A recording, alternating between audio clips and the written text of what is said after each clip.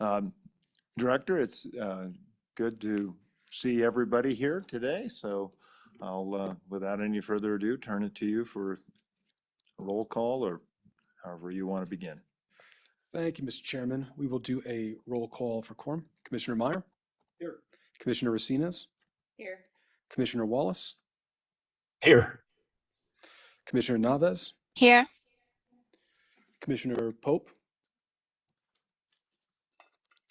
Guess excused. And Commissioner Revel? Here. Chairman Gordon? I'm here. Thank you, Mr. Chairman. You have a quorum. So You may begin, please. thank you. So with that said, I will read our typical disclaimers. Agendas and sign-in sheets are outside of the room. If you are here attending in person, please do fill those out. And I will note that key decisions pertaining to the Wyoming Stable Token Initiative will be made by the commissioners of the Stable Token Commission or the state legislature in public meetings such as this. Further, the only commissioners are those appointed by statute, the governor, or a majority vote of the commission. At this time, Wyoming stable tokens, including the Frontier stable token issued by the commission, are not available for purchase by the public. Smart contracts for the FRNT or Front token have been deployed on mainnet Ethereum, Solana, Avalanche, Arbitrum, Base, Optimism, and Polygon blockchains, and smart contract addresses are published on the commission's website. As such, any website or platform claiming to sell or distribute Front or Wyoming stable tokens should be considered fraudulent. Please do not attempt to purchase tokens from unauthorized sources. Information outside of these public meetings should only be considered factual and legitimate if it is distributed through our official channels. At this time, those are limited to our website at stabletoken.wyo.gov, the Wyoming legislature website at wyoleg.gov, and our social media channels with the @WyoStable username on Twitter, YouTube, GitHub, and Warpcast. And Mr. Chairman, I would note that Commissioner Pope has joined. Wonderful. Thank you. Welcome, Commissioner Pope. Good to have you aboard. Thank you. So, Mr. Chairman, typically we'll review the agenda first and we will kick off from there. Very good. Thank you. So today should be a shorter meeting, more of an update than any determinations to be made. We'll go through our standard updates of meeting minutes and the monthly budget review. We'll then discuss the 2026 meeting calendar. Essentially, we'll get a couple of dates put forth. We can follow up on that offline, but start getting dates reserved on the calendar for next year. We'll talk about the biennial submission by the Commission for our BFY 2027 budget. We'll provide a brief update on the status of our token management rules, which is the one remaining rule set that is still in the public promulgation process. I'll provide an update on my testimony to the Select Committee on Blockchain, Financial Technology, and Digital Innovation Technology that occurred on September 22nd. Provide an industry update, a launch update for the Front token, and then finish with an update on our blockchain selection exercise. We'll walk through next steps, upcoming discussions, and then public comment before we adjourn. Any questions on the topics at hand for this morning? Questions? I don't hear any. Please proceed. Thank you, Mr. Chairman. So first item on the docket are our meeting minutes from our prior regular meeting, which occurred on September 18th. I'm more than happy to review these at the 10,000-foot level, but in short, much of the conversation was held in an executive session for the purpose of receiving privileged advisement from the Attorney General's office, followed by several updates on policy and then public comment. Happy to leave those with the Commission for further review or for approval. Very good. Mr. Chair, I move approval of the meeting minutes. Is there a second? Mr. Chairman, I second. David Pope. Has been seconded by Commissioner Pope. You were just after the auditor, but I'm going to recognize you. Thank you. Is all in favor signify by saying aye? Aye. Aye. And that motion carries. The minutes are accepted. Thank you, Mr. Chairman. Moving on to our next standard item here, which is the monthly budget for the month ending September 30th of 2025. As usual, you have a summary format as well as a detailed format. To go through the summary first, we have the main driver of expenses in the month of September, as typical, is the 100 series. That is a stabilized line item, not much movement on there throughout this calendar year. In terms of travel, we do have about $3,500 associated with the team's attendance of the Wyoming Blockchain Symposium in Jackson. We did have the full team attend that. Part of that is M&IE and in-state mileage for those traveling in-state.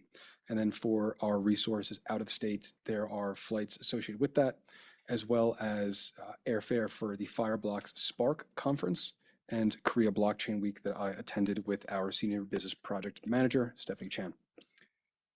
Regarding hardware, software, and intangibles, we do have a blip up in that line item by about $700 for this month.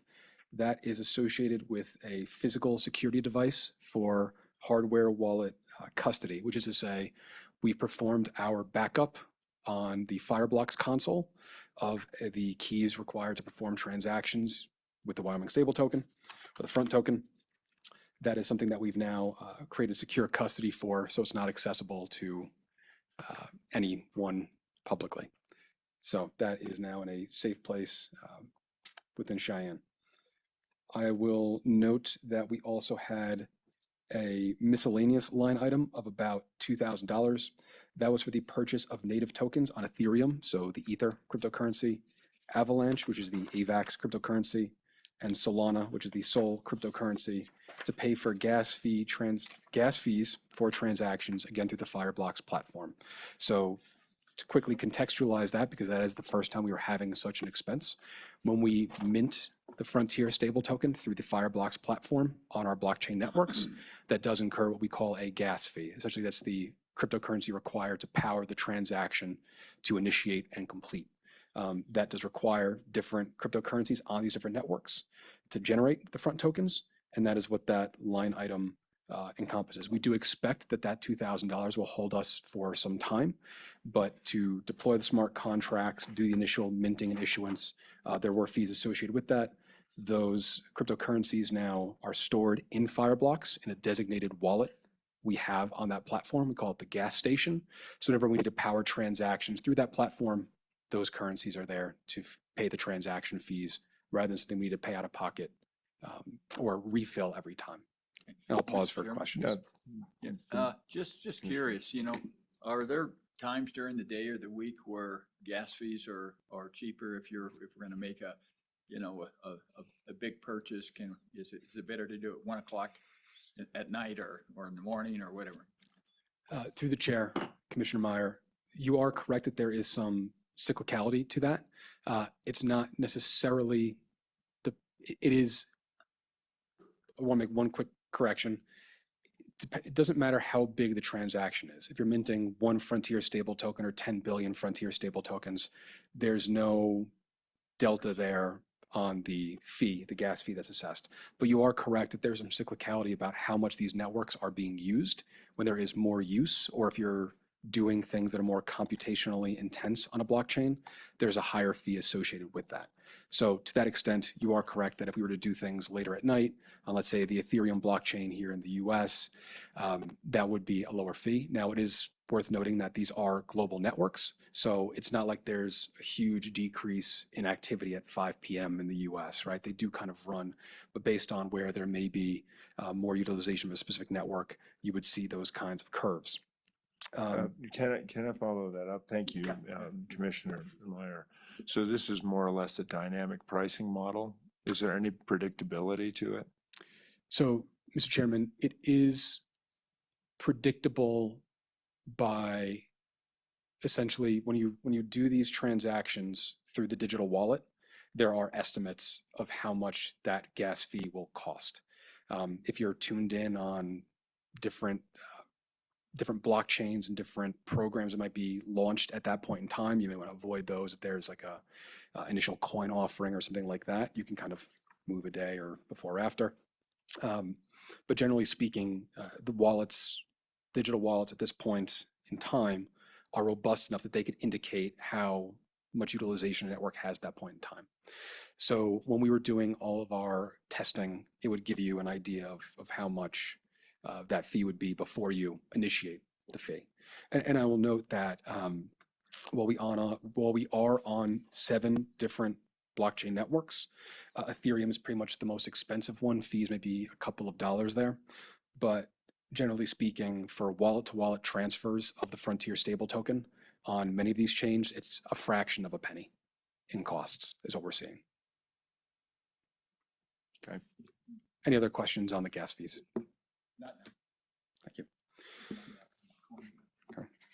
So we also have, I think the last line item we want to address here is that we have our typical telecom charge, which is the mobile plans and VPN services for the 5 resources on the team.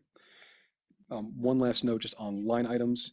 When we reviewed the version of the budget that was generated from A&I, there was a $158.99 item that was not included in the sum total. While that is immaterial, we've worked with the A&I team to make sure that that is not present in the October financials and that we are summing this appropriately. So this is reflective of what we've received from the state system, but that is something that was essentially double counted within the hardware, software, and intangibles line item. So that will go away. With that all said, I'll note that there were no 900 series expenses in September. That is essentially downstream of the fact that we have a 45-day repayment period. So we got something as an invoice late in August that will not be reflected until October. And we do have in the notes here, we expect about $7,000 of fees from Paul Hastings for legal advisements. Inca, which is our open source intelligence provider, is about $24,000 in October. And the network firm, which is our financial audit and attestation partner, about $60K in October as well. So again, you've seen this in the, let's say in July, we'll have an off month followed by a month of more expenses. That will stabilize over time as we kind of get into a regular cadence with our vendors. But as we get off the ground, there's still some of this variability, and we are tracking that on a month-to-month basis. All that to say, our BFY 25 expenses to date are $1,735,310 of the $5.8 million has been made available to us, which is to say we've spent just under 30% of the total budget for this biennium. We have a remaining budget of $4,064,690 for the remainder, or we have 70% of our budget for the remaining 9 months, or 37.5% of the biennium. Any questions on the summary detail here? Questions? Just looking at the monthly thing from June, July, August, are those, okay, that's totals that are coming up there on the bottom line. Okay. Mhm. I answered my own question, but the $158.99, I guess, congratulations. I don't believe there's too many state agencies that can get it down to less than $200 on a rolling average on a monthly basis and know exactly where everything was spent. Yeah, through the chair, thank you, Commissioner Meyer. I will note that's the first time we've ever even had one of these items, but it's something that came up on, we're reporting September. This is a expense that was added to a June, the month of June, right? So again, we picked it up, obviously, and we've rectified it already, but I just wanted to call out that that's something that we've addressed. And then I don't really think there's much else to say regarding the detail, but it is there if you want it. And again, happy to answer any questions on the September 30th financials. Any questions? Any comments? Okay, thank you. Thank you, Mr. Chairman. Moving forward to our 2026 meeting memo. Again, from the get-go, want to say that there is no particular action to undertake here, but what I did want to do is make sure we started getting some of these meetings on the calendar between the upcoming budget session, the 2026 SLIB meetings, and other events that are already on the calendar. wanted to put a couple of dates forth. I will work with all of your respective offices to make sure that we can get these scheduled as expected. One thing I will note, and I added here in the analysis section, second paragraph, since we do expect the token to be available publicly before the end of this year, and therefore there may be less discussions of policy and some of the other items that we've needed to develop to get us out the gate, things like rulemaking, et cetera. The commission may want to consider shortening these meetings from 3 hours to 90 minutes. The expectation on our side as a team that I wanted to relay here is we do expect this to become more of a standard reporting process. Perhaps there's a dashboard that we just print out and give to the commissioners that would cover off on, for example, the amount of Frontier stable tokens in circulation, which blockchains they're on, the net mints for that month, i.e. how many tokens are issued versus how many are redeemed. So that is all work that we're doing behind the scenes as we speak and planning what that will look like. But I did want to flag that as well. I know some of these meetings have been a little lengthier, but that has been in service of making sure that we've got a robust framework for rules and policies and whatnot that will need to be done by the time the Frontier stable token makes us out the door, and I think we're about there. So on the back of the sheet, I proposed a few dates. Well, I proposed all the dates for 2026 for the regular meetings. We do not include any special meetings here. Of course, we can do that if we need to. I've tried to stick to the convention of meeting on the third Thursday of every month, starting on January 15th, followed by February 19th. I will note here that we do have the budget session starting on February 9th, so we may be in that period, and maybe it behooves us to keep this on the calendar, remove this from the calendar, plan a special meeting as available. And then the March meeting, I've put an asterisk here because rather than the third Thursday, which would be the 19th, I propose March 12th because the 19th has already been slated as the DC Blockchain Summit taking place on March 17th and 18th, which we've attended for the last few years. So that would take us through Q1. For April, May, June, and July, those would all be the third Thursday of the respective month. In August, rather than having that meeting on August 20th, I've proposed August 13th as the Wyoming Blockchain Symposium, the third year of that, hosted by SALT and the University of Wyoming, has been scheduled for August 17th through 20th in Jackson. So I'd suggest we meet before that. We'd have September 17th, followed by October 22nd. Rather than meeting on October 15th, we would expect that to maybe collide with the Wyoming Global Technology Summit, which we just had recently, the 12th annual event. So I propose that to occur a week later, and then November 19th and December 17th as the third Thursday again. So no action required. Again, I'm more than happy to reach out to all of the commissioners individually just to check calendars. I don't think everyone's got their year in front of them at this point in time, but wanted to socialize this and look to confirm that following this discussion. Of course, happy to answer any questions on the cadence, discuss how long perhaps these meetings should be. If anyone has any dates that stand out as existing blockers, then all ears to address that now. Mr. Commissioner Meyer, sorry. Yeah, I'm just wondering, Anthony, as this thing, gets spun up and it's more or less gets into a pattern where we feel comfortable, I suspect we can probably take these down to every other month, maybe in less than a year, and then after that, perhaps even quarterly, I don't know. But, we just gotta keep our eyes on it, I think, closely while we're implementing, but once we get it implemented, then hopefully we can just have, monthly reports and quarterly meetings or something.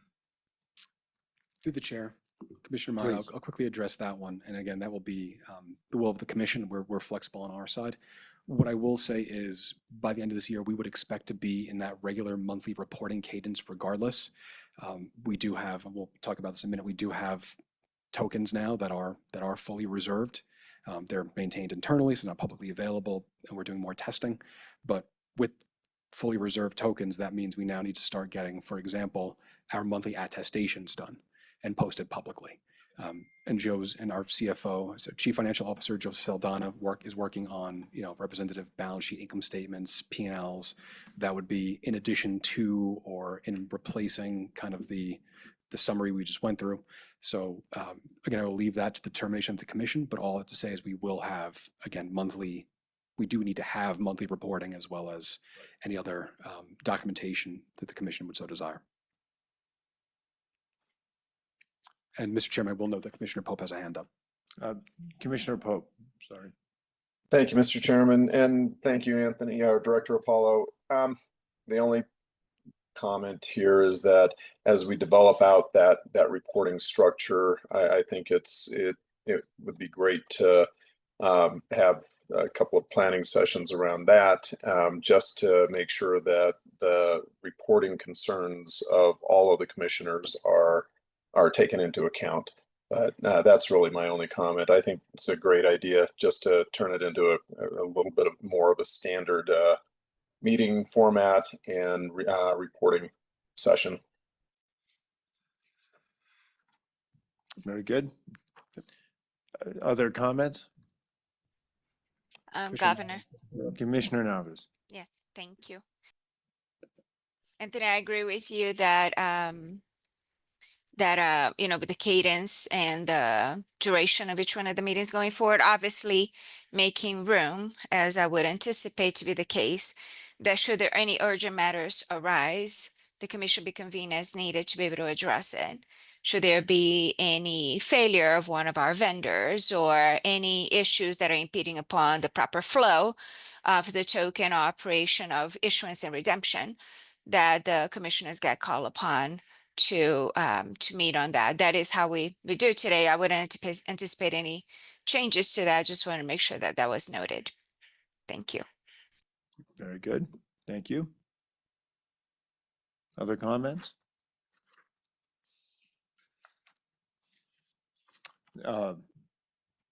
Very good. Thank you. You're not looking for any action on this. Mr. Chairman, that is correct.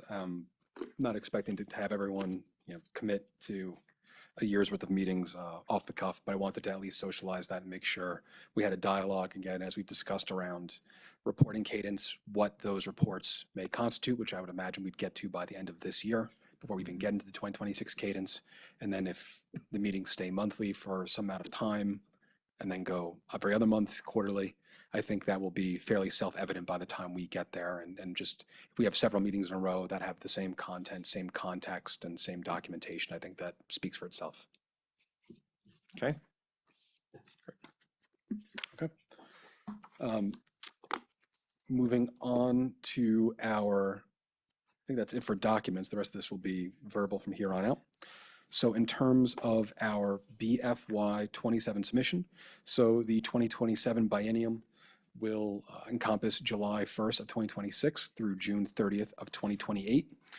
And that requires us, at the point we're in right now, to submit several documents around our budget and request for that next biennium. We had in a previous meeting here reviewed the annual report, and that was submitted. We are we have now prepared a budget and narrative that went through a platform called IBARS that's prepared in conjunction between our agency, the State Budget Department, and the Office of Administration and Information.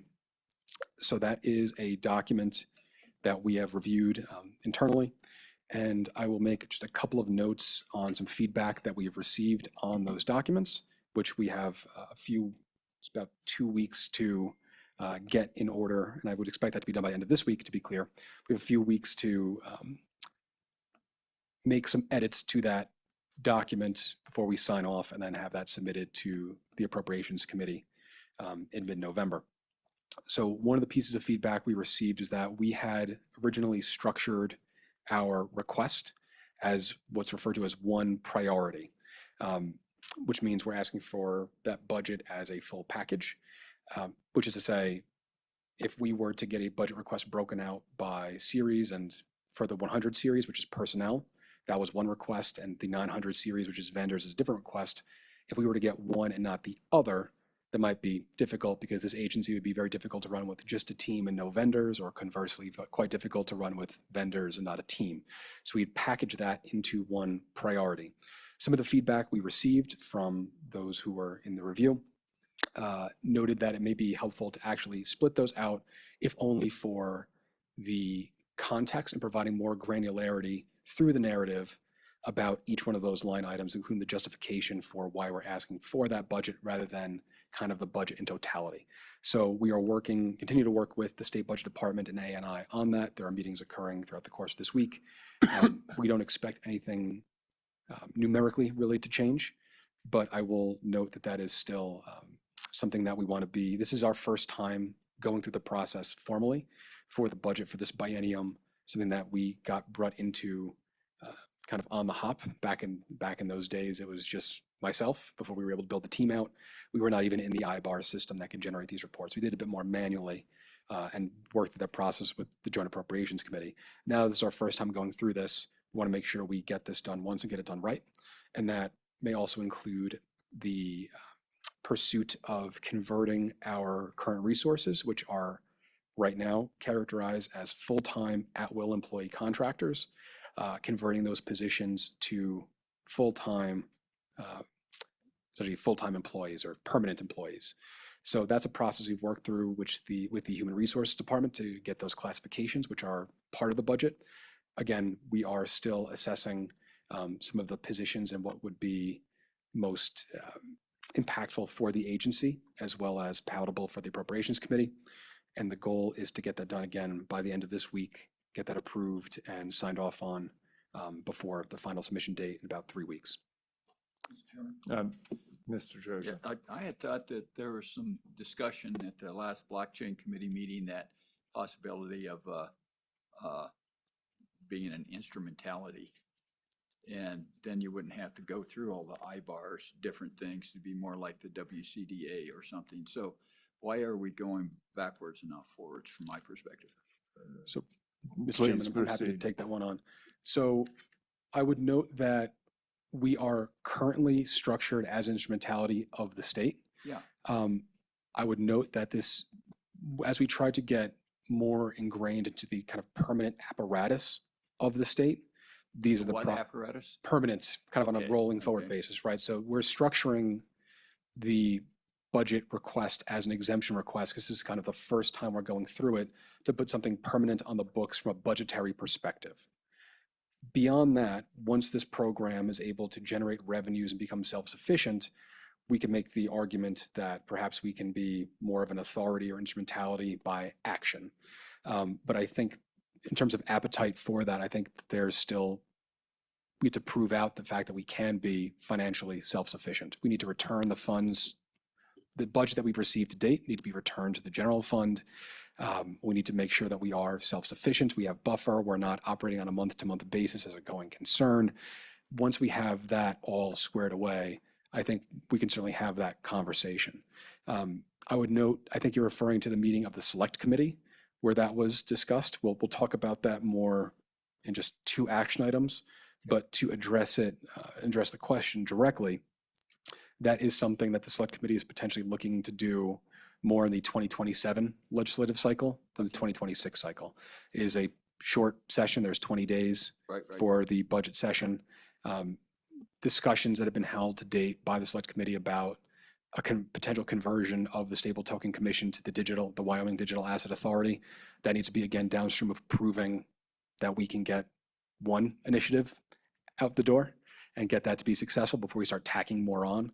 That'd also be something easier to address, not only with a history of success, but with a lengthier amount of time to prepare the appropriate amendments to statute or new statute, prepare the legislatures for what's coming, and go from there. Okay, thank you. Commissioner, I would simply note, perhaps with some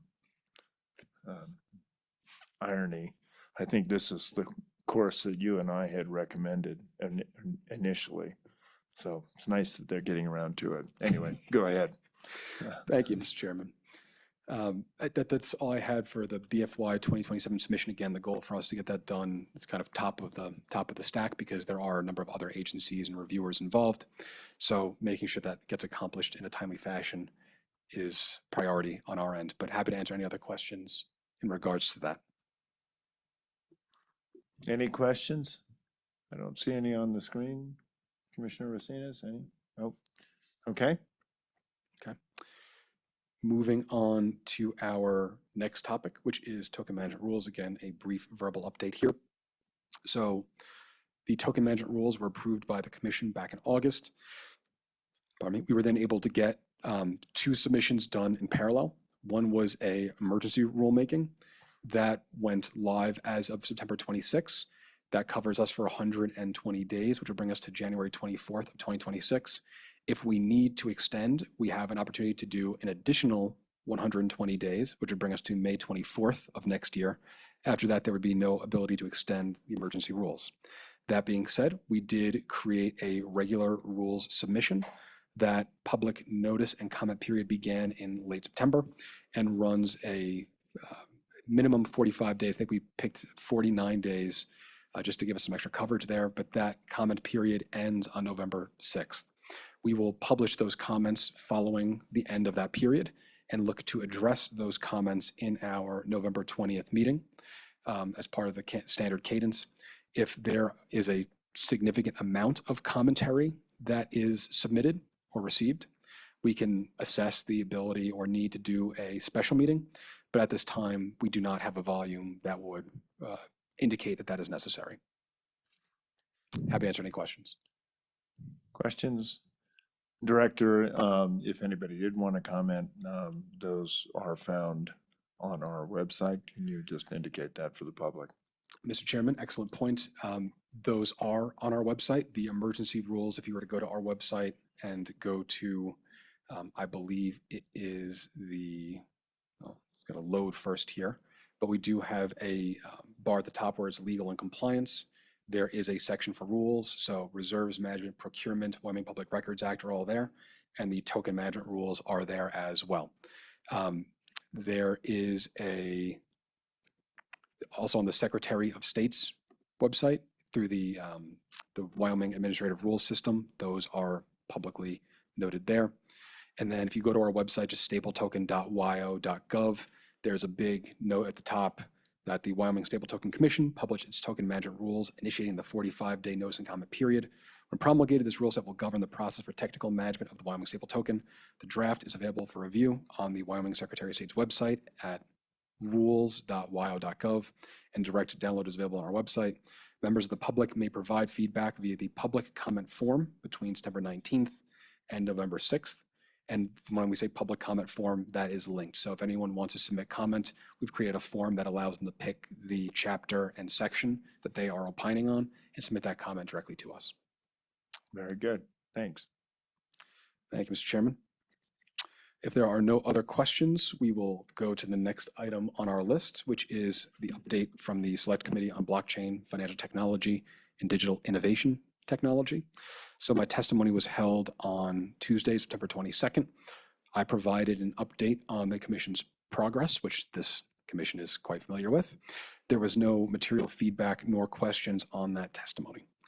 We then also reviewed the Stable Token Act amendments, which I will note are driven by the legislature, not us, although we're certainly happy to educate and give an indication of what's in front of us and what may make things more efficient or remove some blockers. In terms of the amendments that are already on the docket through the Legislative Services Office, there are 3 edits to the Stable Token Act. One would be the ability to allow the Stable Token Commission to take in donations, grants, federal funding. That is something that is permissive by many different agencies, and we did cite a number of statutory provisions that made that clear. We have what LSO has drafted is a fairly high level interpretation of donations we're able to take in. The expectation that we discussed during that testimony was that if we do have the ability to take in donations, grants, federal funding, the way that would work would need to be in specificity, would need to be further developed through both rulemaking and or policy. Just to give an idea at a very high level, while it's possible that the commission may be able to take in donations in the form of digital assets, we may want to define what those digital assets are. There may be cryptocurrencies that are associated with the blockchains we've launched on or our candidate blockchains that we may want to take in. there may be some networks that we don't want to take in if we're not comfortable with the activity that's happening on those chains, for example. A second amendment to the Stable Token Act would be making a option within our basket of permitted investments to avail ourselves of what's called a 2A7 fund. So to be clear, we'd still have the ability to take in dollars and put those into the basket of permitted investments as it stands now, which is cash, U.S. Treasury securities with 365 days or less to maturity, and U.S. Treasury security repurchase agreements with 30 days or less to maturity. Having a 2A7 fund would increase some of those limits. So again, the debt could be have a maturity up to 397 days, but there'd be other factors that would bring us, again, a little tighter on that tail, where the weighted average life and weighted average maturity would be around 60 to 90 days. And the expectation is whichever venue we go to, we'd still be managing it much closer to a weighted average maturity of, let's say, 7 to 14 days. We've seen that with some of the other issuers. I'll be specific. Circle, which issues the USDC stable token and is a domestic issuer, does have a 2A7 fund with BlackRock. And again, that is a kind of an SEC wrapper, regulatory wrapper you could put around a fund that may give your end user some additional confidence in terms of how the reserves are being managed. It's more granularity. It's kind of a plug and play into that format. So that is something that, rather than dictating we have to use that 2A7 fund structure, it'd be an opportunity or an option for us should we want to avail ourselves of it. And that might put us into parity with some, again, of the domestic issuers. Commissioner Meyer. Yeah, I guess as we move forward, I'm thinking of what happened in the one of the major cloud players here this last weekend, and the one of the other I guess stable coin folks basically they got shut down for several hours because their cloud server went out. I'm wondering if we can, I guess, as we move forward, kind of explore some redundancy, but do it geographically. So if you have one grid that goes out on the East Coast or Texas or something, then we're not shut down. Maybe see what we can do to have a little diversity in that, so we don't get caught basically like some of the earlier players in this with the inability to transact transactions.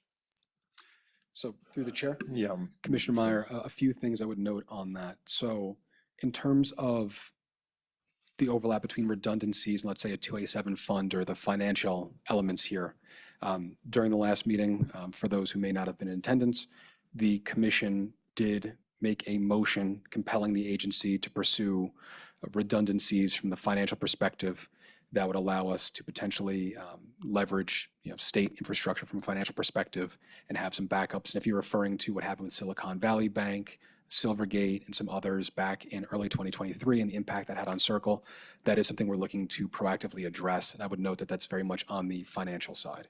In regards to the technology, which I think you're also maybe referencing, the Amazon Web Services short out that we had recently that affected many large swaths of the internet. That's something we're also looking at. To be specific, the way that AWS or Amazon Web Services work, they have different hosts throughout the world. Reason being, you want to have your infrastructure hosted in different geographies to reduce the latency, i.e. reduce the amount of time it takes to provide information on the internet. We've already looked at those redundancies. You typically want to have more than one center. And as we scale this program and more funds become available to us as we generate revenues, we may look to redundancies between not only Amazon Web Services, but also Google Cloud or GCS. For the blockchain side of things, we want to have redundant infrastructure there as well. I would note that by being on several chains, that gives us some redundancies out the gate. But one of the specific nuances of our relationship with Layer 0, because they do have that interoperability component to bring us across different blockchains, they facilitate that through what we call distributed verifier nodes, or DVNs.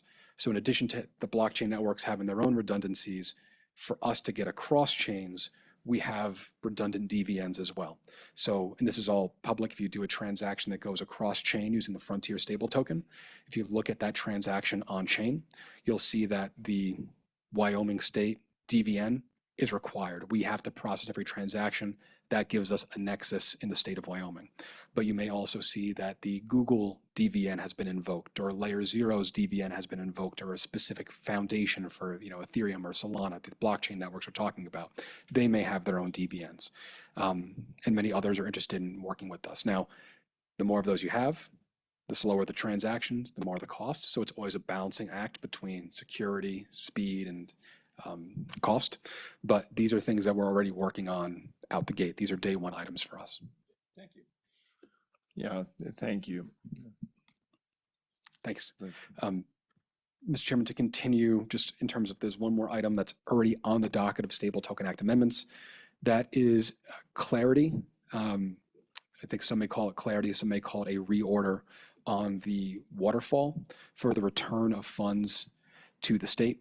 So we know that when we have the Stable Token Act as it currently stands, and our rules for reserves management are drafted this way, but essentially when dollars start coming back to the state as interest income, we over collateralize the token first, then dollars can start coming back to the agency.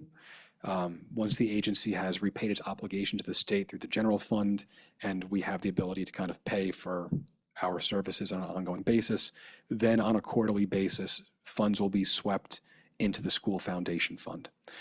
The amendment to the Stable Token Act that's being proposed by the Select Committee is taking the return of funds to the agency to extinguish our obligation to the state, putting that first in this cascade. That way, we are always at least at a break-even cost to the state, and then we can over-collateralize and hit that 2% buffer or more, should the commission so deign it. We would do that second in the order so that we can kind of stack that as needed, and whenever we have a sufficient over-collateralization, then we could return funds directly to the school foundation fund.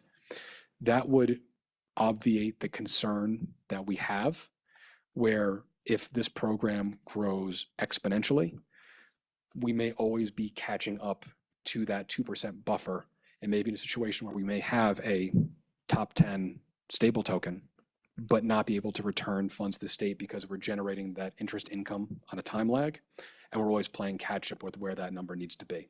So that is one of the other features or edits that's already on the docket for the Select Committee. And I did want to mention that. Happy to answer any questions on what's already on the docket, and then we'll get into what's some other things that are for potential discussion going forward. Commissioner Pope does have a hand up. Commissioner Pope. Thank you, Mr. Chairman, and thank you, Director Apollo. I still have some issues with the language in the waterfall section. I still don't believe it clarifies correctly what we want to accomplish with that. So I will be supplying my input to the Select Committee. And then the second thing is there was a third meeting for the Select Committee that was approved. So in the middle of December, we will have another chance to address both the changes that are on the table and other changes we may want to suggest to the Select Committee. That's it. Thank you, Commissioner. Thank you, Mr. Chairman. Director. Commissioner Pope, thank you for the context there. Again, I know you and I have spoke about perhaps some of the language there that could maybe make things a bit more clear. What I was going to note was that while Management Council has approved, I believe, 4 meetings throughout this calendar year for the different Select Committees, the Select Committee on Blockchain has requested a 5th meeting for this calendar year. I was informed that was in flight for approval, targeting early to mid-December. I will be on the lookout for the formal confirmation, Commissioner Pope, and thank you for letting me know that is on the way. Because that dovetails into the next few items I have here regarding the Stable Token Act amendments.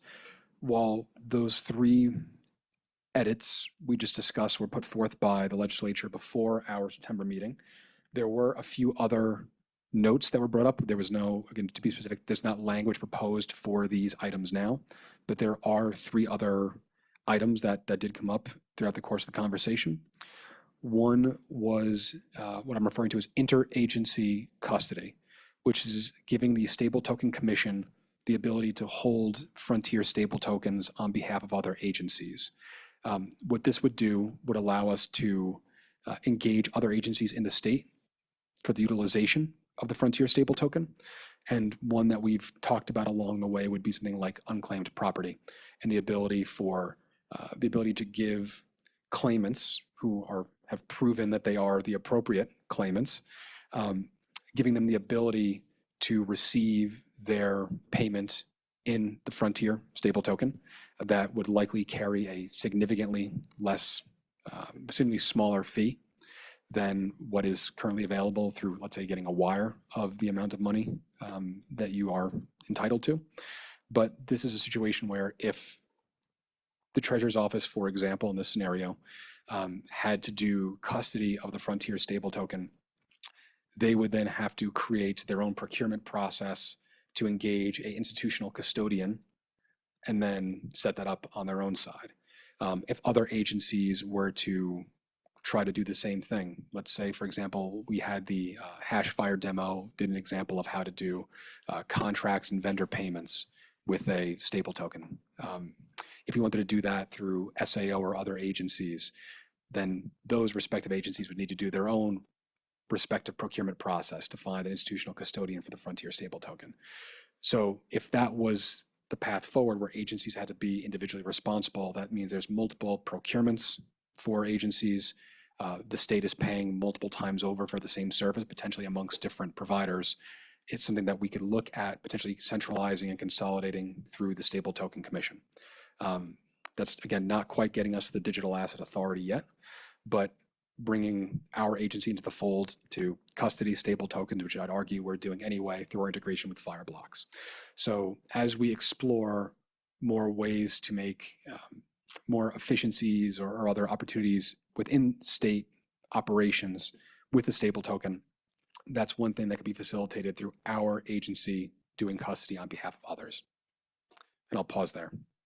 Yeah, Mr. Chairman, I would think you could do your food stamps, your Medicaid, and your Medicare through this. But what you're thinking is that the Stable Token Commission would basically be the clearinghouse, or you'd set up a vendor to be the clearinghouse, so every agency wouldn't have to actually get in and do a wallet.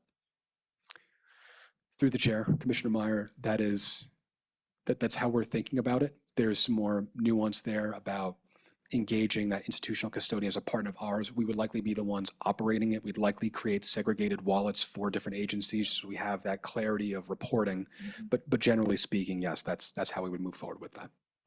Okay, thank you. And Director, I would, just thinking about audit trails and all that sort of stuff, I think I would probably think carefully about this. I don't know. Commissioner Pope or Commissioner Racinas, if you have any thoughts on that.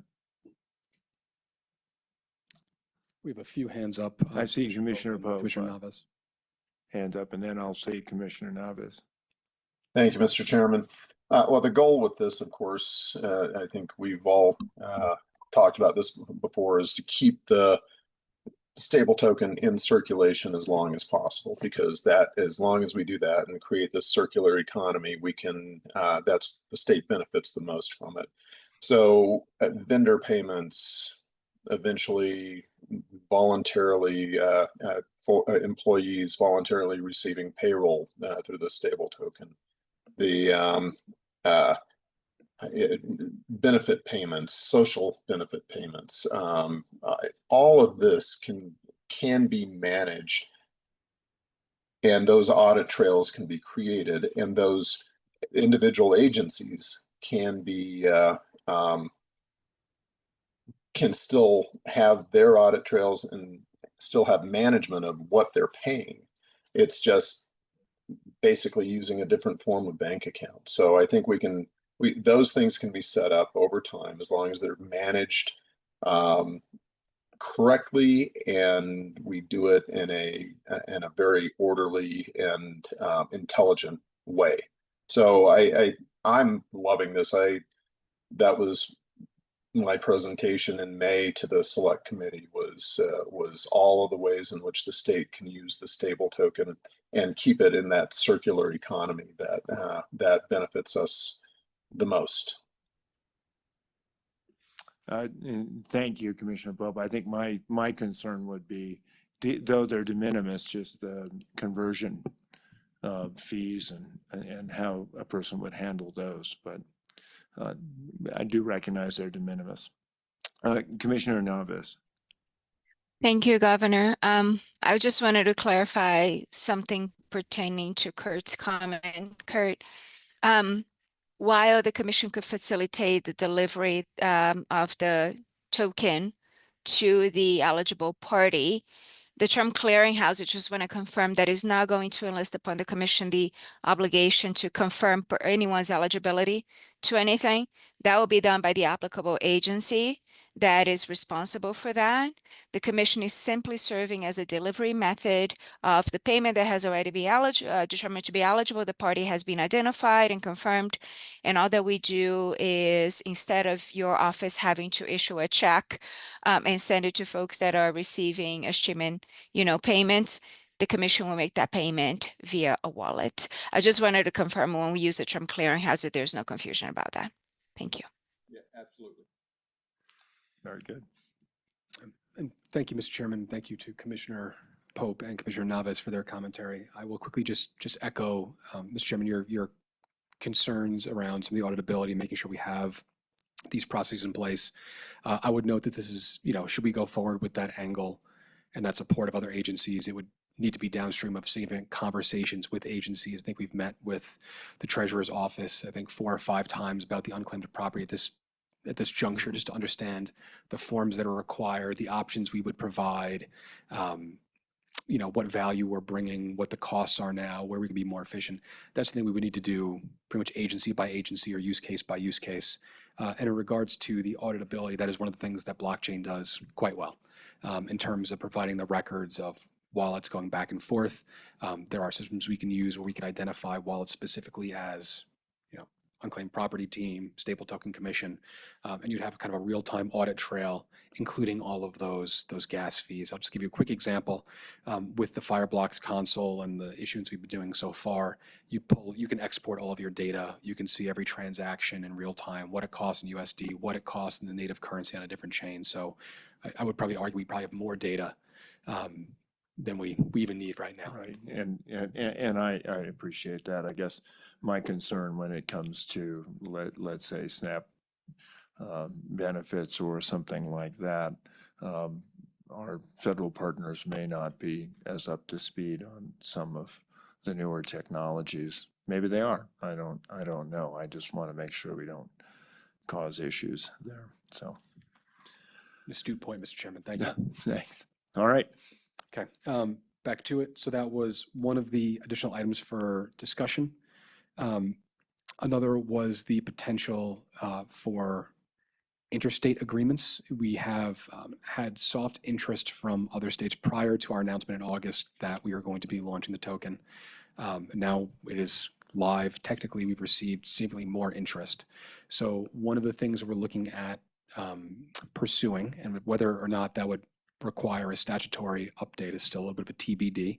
So the Attorney General's office is looking through some of the nuances here, but the ability to partner with other states who could then leverage our legislation and statute, our rules, our policies, procedure, procurement process, blockchain selection, vendor engagement, build out testing, and distribution, right? We built a lot of this process. If you go back to when the Stable Token Act was first being discussed within the legislature, we're about 4 or 5 years into this by my count.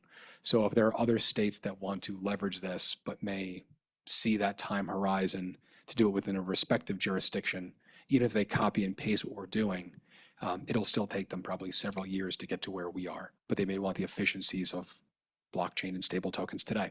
So we are looking at the ability to issue stable tokens on behalf of other states, hence the term Wyoming stable token as a framework, as all those things I just described, those would all be Wyoming stable tokens. Perhaps we're able to issue them on behalf of other states. The Frontier stable token will be ours. Of course, we are still going to be adhering to our own statutes. We can't do anything that breaks that. We need to manage the reserves, and perhaps that makes things more or less appetizing to other states. But these are, again, the conversations we're just kicking off right now. So more to come on that. We will continue to work with the AG in that capacity. Any questions on that? The treasurer. Yeah, I guess the other states would be more like it'd be a licensing agreement or something like that. And it would be some kind of I guess, a cost share or revenue sharing thing. So we're not actually giving a interest payment, or it's not that, it's basically, it works within the licensing agreements. Through the chair, Commissioner Meyer, that is how we're thinking about it, right? So we're talking about this term licensed service provider as any party who could be a buyer and reseller of stable tokens. That could be community banks and credit unions, cryptocurrency exchanges, payment platforms. I think that's the framework we take.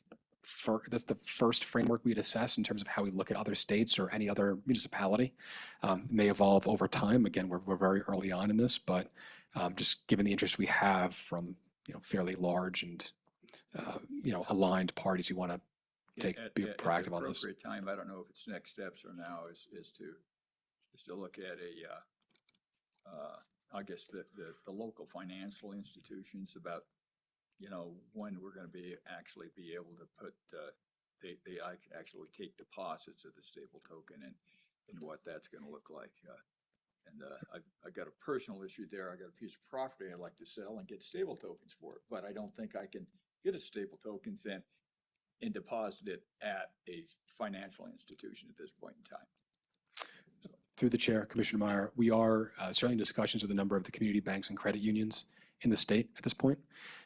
We will continue doing that. We want to make sure that those financial institutions have kind of a first row seat to what it is we're building here. The hope is we can integrate with partners we've already announced, like the Rain card, a smart card that allows you to spend stable tokens anywhere that you can tap your Visa card or use Apple Pay or Google Pay. It's already integrated within those rails. They also have, for example, a kind of a POS terminal, looks like what you swipe when you're at the restaurant these days, that you could spend stable tokens. We're looking into whether you can withdraw through that function as well. And that could be perhaps a vector by which we can give stable token exposure to the community banks and credit unions in the state. So I guess the question is that we had from, I think, one of the people in the public last time, where can I buy my stable token? So are we about ready to answer that one, or Clinton closer? I think that would, through the chair, Commissioner Meyer, I think that would be item number H for us Right. on the Okay. agenda. Okay, execution or exercise. So- Where is that? Launch date. Seeing no other questions, I'll quickly just wrap up the select committee testimony here. Just by saying that there are a number of other things, and Commissioner Meyer, you mentioned one of them before in terms of the instrumentality piece. There are kind of the bigger ticket items, whether that be a conversion to digital asset authority, the ability for the state or the agency to create or tokenize real world assets. Those bigger ticket items we push to the 2027 legislative cycle, following a year of really robust work and bringing industry experts to opine on that kind of thing. And then the last one that's again becoming a 2027 item would be what we're referring to as the token taxonomy.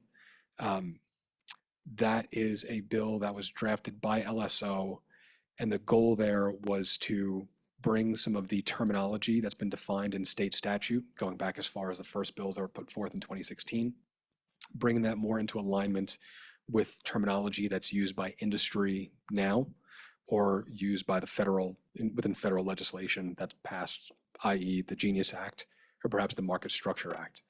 This is probably a good segue into the industry update, which is to say, from the perspective of the Market Structure Bill, which is the Clarity Act in the House, which has passed the House, and the Responsible Financial Innovation Act in the Senate, which has not received a vote yet, the progress on those will likely be slower due to the government shutdown that's kind of extended now. So rather than try to bring our statute into parity with a framework that may not actually be past the federal level by this time. Okay.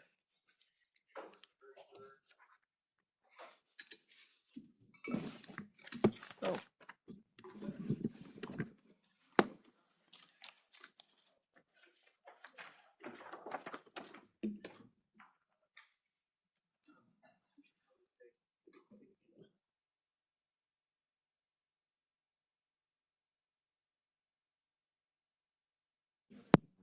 To anyone on the call, we are currently evacuating the building to be addressed at a later point in time.